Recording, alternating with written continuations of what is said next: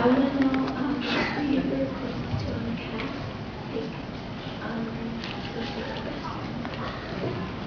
Okay. She said, that was good. I heard her. She said, who on the cast is my best friend? Okay. A lot of people think it's Tom Harris, which he was the closest in age to me. Okay. He's 4 years older than me.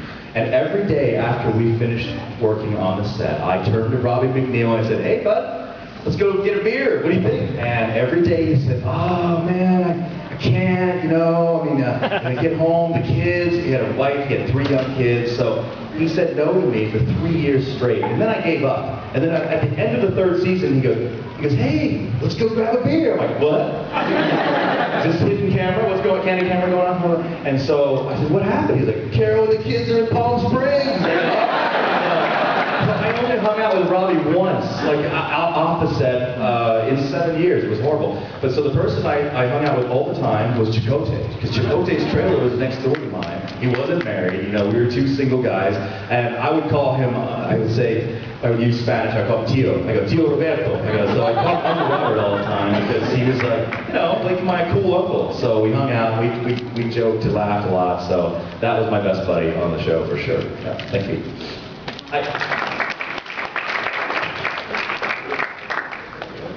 Oh, Asian? Yes.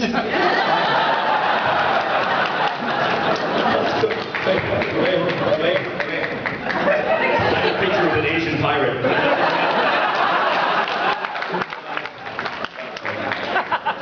I know.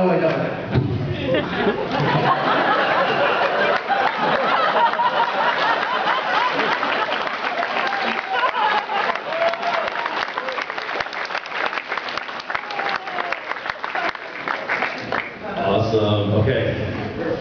It's really good to see you again. The first time I saw you was a few years ago, like 2 years before Voyager was over. Where? It was in the Basic Convention Center. You were at a Star Trek convention. You were hilarious, by the way. You were brilliant. Okay. I actually asked you a question back then, and it was really interesting because I asked if you really played the clarinet. Yes. And you said you didn't, right, but you'd love to play the saxophone. Yes. Right? And then in a saxophone appeared in an episode. Played a saxophone. Yeah. And then I also asked about, well, you actually did this whole scenario about Duplicate Kim being picked up by the board. Oh, yeah. Becoming like a board commando and leading like a squad of board commandos. And then regular Kim beating up board Kim. You didn't tell that story, is that what you're saying? And saving 7 of 9 and really impressing 7 of 9. Duplicate Kim beats up 7 of 9. So he kind of has both sides, you know, right? Yes. But the thing is, I also saw an episode of Voyager after that where the Borg Queen is talking to Janeway over the comm. And then she looks at Harry and says, we'll see you soon, Harry. And Harry just looks at her and says, what does she mean by that? And I'm wondering, did they use some of your stories in there? How much input did you get, you know, toward the end? I got no input. That was a random thing that writers put in there. And to this day, it was bizarre for the Borg Queen to go, and I'll see you later. So maybe somehow the writers and producers saw some YouTube thing where I talked about it and it got into their subconscious and they threw it out there. But for those of you who don't know, I always said that people ask, if you were to write an episode of Voyager, what would it be? I said, okay, when Ensign Kim #1 gets sucked out of the airlock with B'Elanna going, hurry! He spins in the air, and unbeknownst to Voyager, there is a Borg cube that is cloaked, that's kind of hanging out nearby, because Voyager's dealing with the Vidians, right? They're trying to kill them. So the Borg monitor, and they go, they notice, they go, Voyager's just kind of, you know, tossing their officers out of the airlock for some reason. Why don't we beam that one on board? So they beam Ensign Kim, who's flying back on board, and so Kim's like, ah! Oh, beep! And he gets horrified immediately. So then he's taken back to the Borg Queen. The Borg Queen then says, you know everything about Voyager and Janeway. That's why you will lead my Borg SEAL team, the Borg Navy SEAL team. So Ensign Kim is the leader of a small elite SEAL team. We're in a Borg sphere. We come back to Voyager with the express mission of retaking 7 of 9 and bringing her back to the hive. So we come on board the ship, and I said, you know, Borg Kim is walking through the hallways. Chakotay comes up, knocks Chakotay out like he's a rag doll. Paris comes up, knocks him over. So he's knocking everybody out of the way, trying to get at Jerry Ryan at 7 of 9. Jerry Ryan's backing up, you know, to a corner. Poor Kim. And then at the last second, duplicate Kim, Harry Kim number 2, pops his head around the corner and does some kind of MacGyver-like thing. That's what I think. Trips up Borg Kim and saves the day, and that's when Jared 7 of 9 looks at Kim and says, "I think I love you."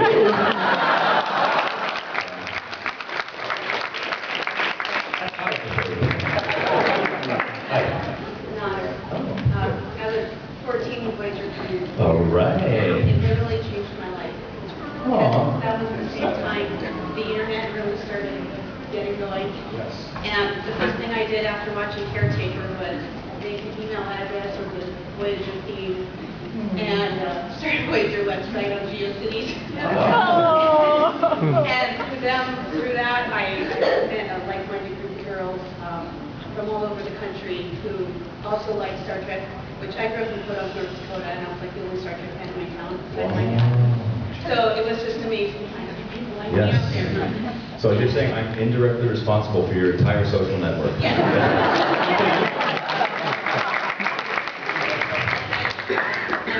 I still have in touch with my friends to this day. I mean, schools use Facebook now. Yes. I met my husband online, so I get some famous. There you go. For your husband. Is he here? Where is he? Hey, husband. Okay. And do you guys remember back when, you're right, the internet was really coming into, and this is when AOL had those little discs on the outside of every magazine, right? And so I joined, this is when you paid hourly, okay? I had a break from work of like 14 days, and I think I rang up a bill. I had 75 hours on AOL that I had to pay for in 14 days. And I was in a chat room, a Voyager chat room, and I came in there, and my name is on AOL, which I'm okay saying, is The Real Kim, because when I was typing in names, I typed in Ensign Kim, said name already taken, choose another. I'm like, what? Harry Kim, name already taken, choose another. Ensign Harry Kim, every single possible variation of Ensign Harry Kim was taken. My girlfriend at the time looks at me and she goes, "That's ridiculous. You're the real Kim." I go, "The real Kim." Accepted. So I jumped into this chat room with all these people, and people were like, "Who do you think you are?" I go, "I'm Garret." Like, baloney, you're Garret. So immediately, I got attacked by people like, "You're the real Garret. We're going to ask you some questions about Voyager." I go, "Shoot, go ahead, ask away." Question number 1, how many cc's of Cordrazine did the doctor use? Hold on, let me go get my script. So I'm going through, you know, like, there it is. I go, 20. And they go, "Too long," like that, you know? You took way too long to answer that question. I said, because I had to find my script to look for it, okay? So I had all these non-believers, basically. And so what happened, what changed it is, I found one guy in the chat room. I said, "What's your number? What's your home number?" So he sent me his number. I call him. I go, "Okay, it's me. You hear my voice? It's me, right? Tell everybody else in this room it's me." He became my enforcer. Like, he was I tell him, I go, "Okay, I'm gonna enter that chat room at 9 p.m. tomorrow. You'll be there?" He said, "I'll be there." He was like, "Right?" The chat room ends up with me. He's like, "Yeah, it's him. Shut up, shut up, shut up." I have my own internet bouncer with me.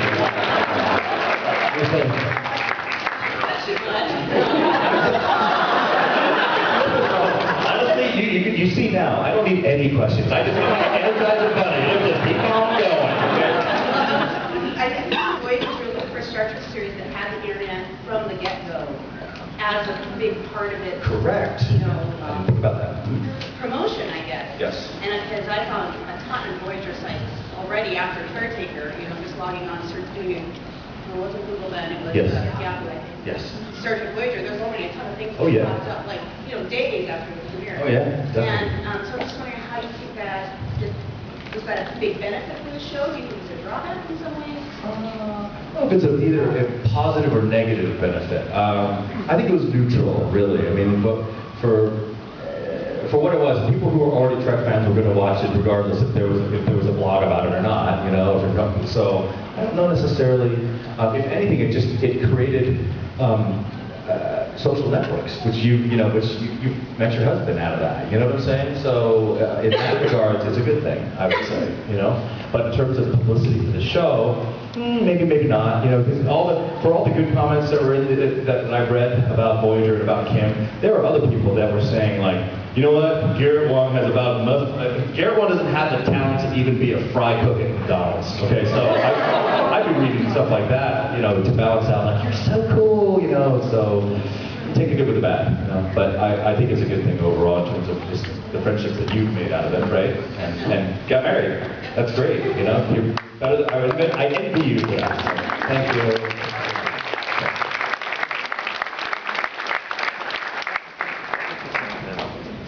Working? Nice ears.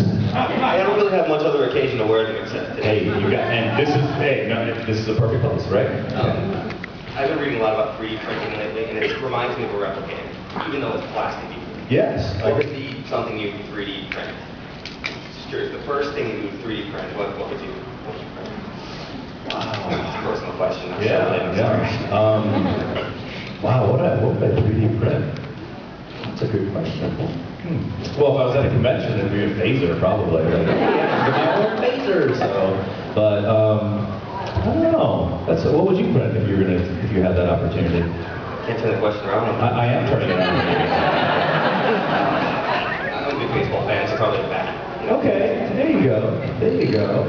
Well, all right, I'm a big football fan, so maybe a football then, right? I don't know. I mean, that's a good question. I have to think about that a little bit more. So I'll get around to it.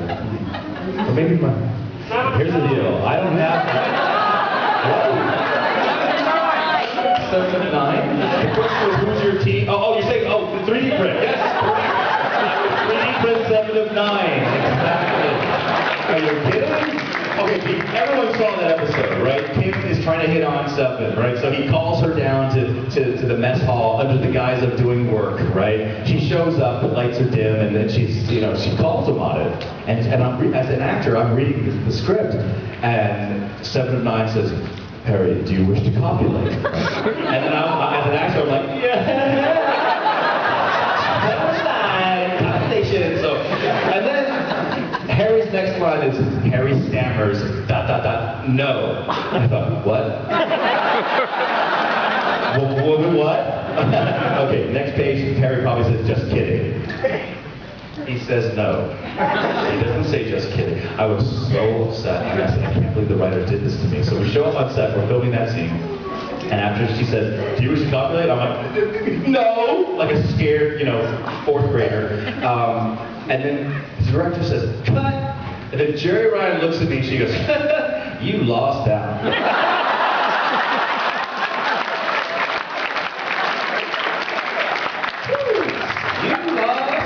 And then she looks at the crew, she goes, any takers? And they're like, oh, cameraman, I deserve it. We do have time for one more question if someone wants to come line up. But I also saw you post on Facebook, as long as it's the real Kim, that you get the con blues. And so I was wondering what you do after.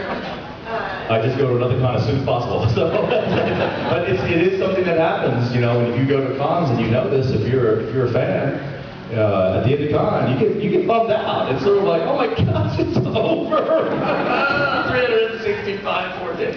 So it's a little difficult to deal with that. But like I said, I try to go to as many cons as possible so I don't have as much con blues. So yeah. Final question over here? Yes.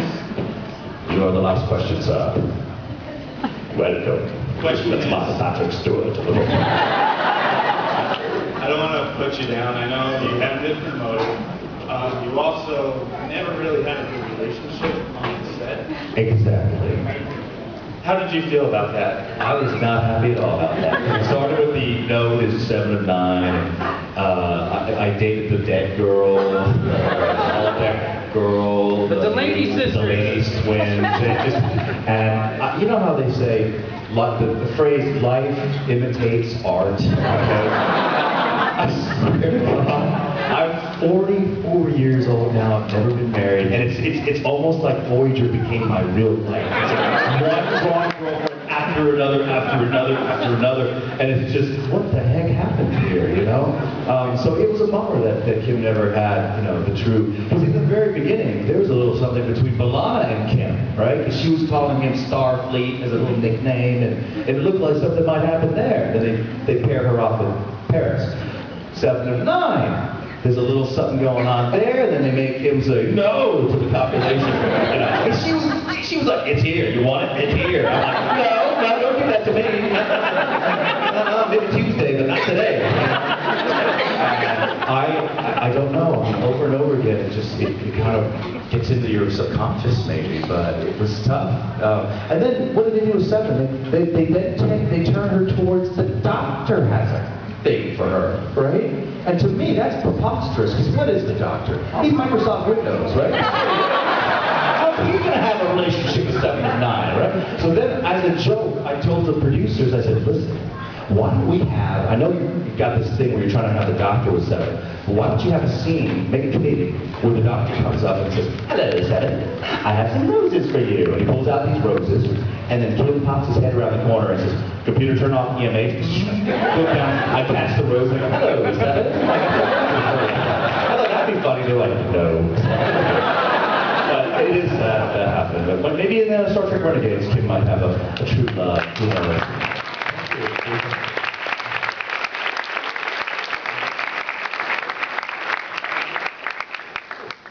We actually have 10 more minutes. If you have a question, you can holler it out from where you're at.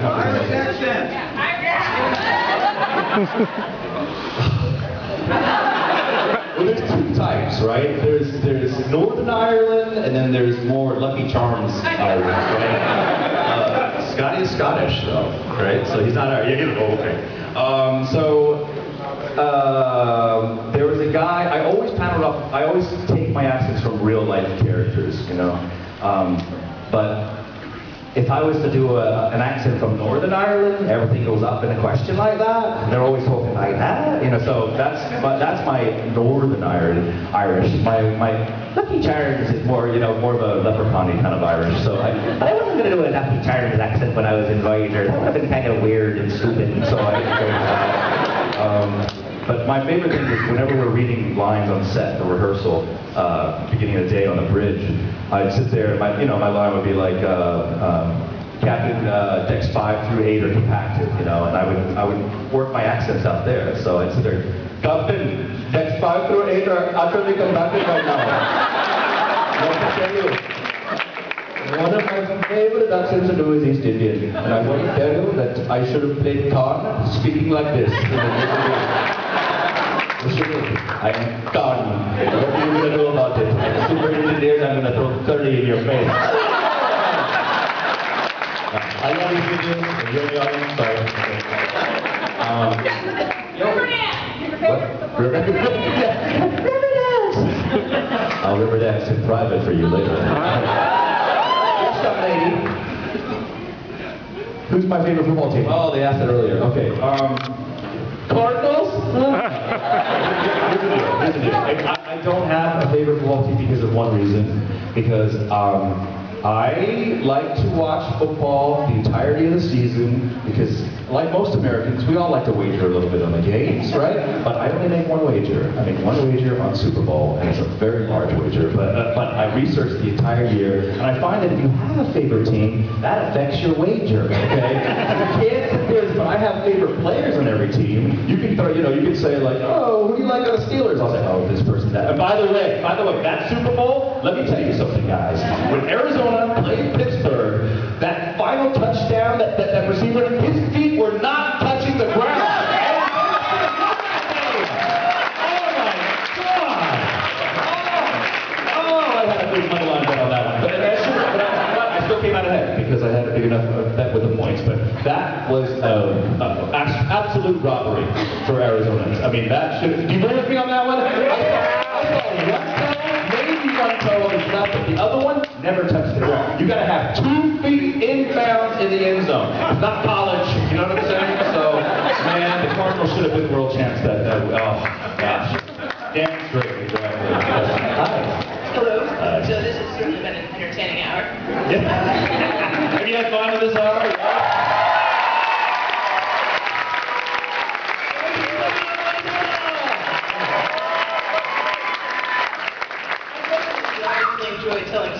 I do. And have you ever thought about writing? Oh yes, I have thought about writing. I thought about, you know, for me, one of my favorite sci-fi comedic films is Galaxy Quest by far. If I ever write anything, it's going to be from the comedy side of it. You know what I'm saying? Because I just love to make people laugh, and if I can have you on the floor with side-splitting laughter, I've done my job. Because right now, if you think about it, laughter is the one thing that it's free, right? It doesn't cost anything. But laughter can heal you. You know what I'm saying? Laughter, there are people who have had terminal cancer that have watched sitcoms for months and boop, cancer is in remission, you know, because laughter. It's amazing. Laughing at It's you really on Voyager made my mental illness better. Say again? What? Laughing at your misfortune. Laughing at your misfortune has made my mental illness better. Thank you. I'm glad I could help.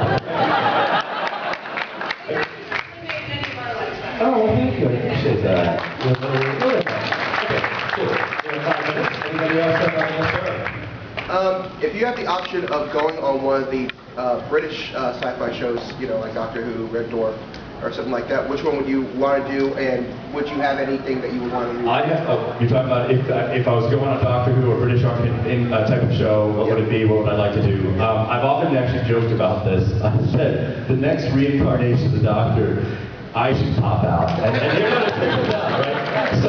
So I'm like, hello, I'm the new Doctor. I'm a Doctor Who, H.U. I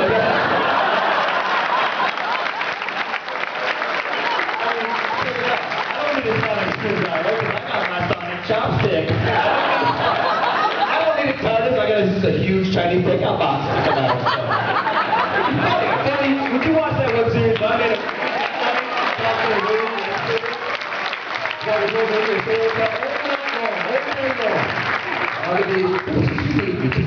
And by the way, I'm sorry, for those of you who have seen Star Trek Into Darkness, the casting of Khan pissed me off. Because, let's face it, he's a great actor, okay? He's a great actor. But he's just not right. Khan is a super engineered, genetically engineered super warrior. Not a skinny, pasty British guy, okay? And the thing is, that first scene where he's taking out all the Klingons, I'm sorry, the first Klingon that came up to him would have broken him in half, okay? And then I hear all these, I've been tweeting this, and all these Cumberbatch fans are coming at me. They're coming at me left and right. They're like, he's the perfect person, he's so unique and everything. And by the way, you do know he worked out, right, for the role. I'm like, okay, a British guy working out for the role gets him to average-sized American guy who doesn't work out, okay? We're Americans. We have so many Jews here. We know what working out looks like. We've seen buff dudes. Football is our sport, okay? We know what buff looks like. Not Cumberbatch, okay? Cumberbatch should have been the mop of the Klingons. Mop the decadent right now, so sorry, that's my own opinion. Sorry.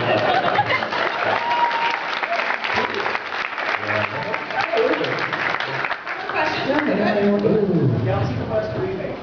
Galaxy Quest remake. In the background, the fits your new crew the entire time. Tim Allen, but you got the new crew of. Oh, he could do that. Are you referring to someone else being bitchy about that? No, you guys know that, and you guys see Shatner speak. He's always talking about JJ, call me, wait, why am I not? He's so pissed that he's not in the new films. What's that? Oh, really? All right. You know what? I'm going to end with my meeting with Shatner. I'm going to tell you guys. Will Wheaton and I share one thing in common. We had a really crappy meeting with William Shatner the first time. All right? If you ever talk to Will about it, he'll tell you. I met him in Oklahoma. I walked up, I go, hello, Mr. Shatner. I finally got a chance to meet you. And when I extended my hand to shake his hand, he did this. He gave me like he was the Queen of England. And I was like, what am I supposed to do? So I shake his half hand. Midway through the handshake, he looks away, then he pulls away, and he does this.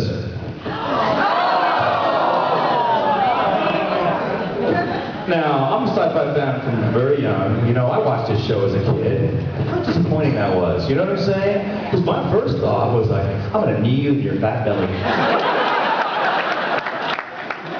I'm going to give you a punch. You know, I was so upset. And the funny thing was, 2 years later, I'm at a Vegas convention, and this young man comes up at my signing table and goes, "Hi, yeah, William Shatner would like to interview you for his project, The Captains. He wants to talk about Janeway."